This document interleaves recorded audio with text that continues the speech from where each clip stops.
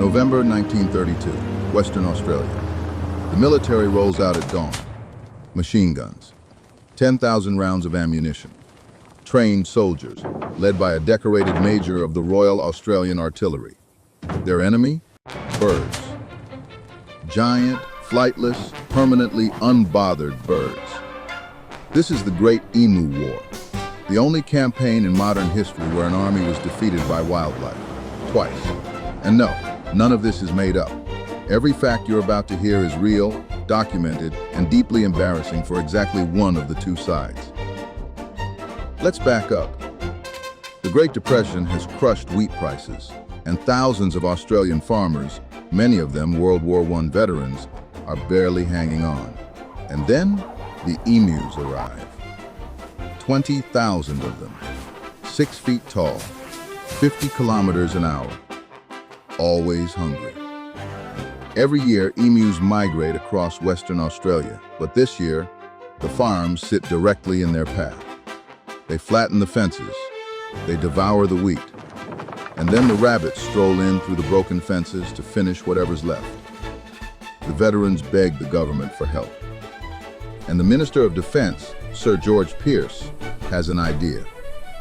Not compensation, not fences, machine guns. What could possibly go wrong? Enter Major Meredith, commanding a mighty force of exactly 2 soldiers, 2 Lewis machine guns, and 10,000 rounds. November 2nd. First contact, 50 emus near Campion. The plan, herd them into range. The emus counterplan, split into small groups and run in every direction at once. Total chaos. A handful of birds down, the rest, gone. 4 days later, the perfect ambush. 1,000 emus, walking straight toward the guns at a local dam. The gunner waits, opens fire, and after exactly 12 birds, the gun jams. The rest of the emu army just walks away.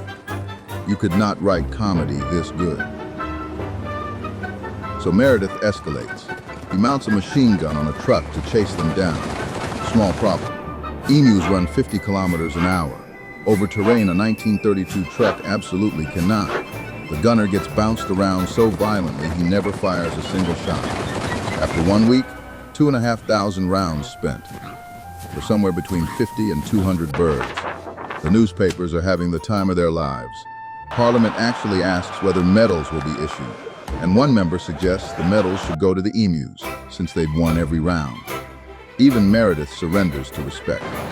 His real, official quote, "The emus can face machine guns," quote, "with the invulnerability of tanks." Believe it or not, they tried again. Round 2 lasts a month. This time Meredith claims nearly 1,000 emus, at a cost of exactly 10 bullets per bird. The government does the math on machine gunning 20,000 emus and quietly gives up forever. The military withdraws, the emus do not. In the end, what actually worked was the boring stuff, a bounty system and better fences. The farmers themselves dealt with more emus in 6 months than the army managed in 2 entire campaigns. And the emu lives on, undefeated. It's literally on Australia's coat of arms, a national symbol that beat the national army. So next time you're having a bad day at work, remember, somewhere in history, there's a decorated major who lost a war to birds. Twice. If you enjoyed this completely true story, like the video and subscribe for more stories history almost forgotten. And tell me in the comments, which animal would your country lose a war to? See you in the next one.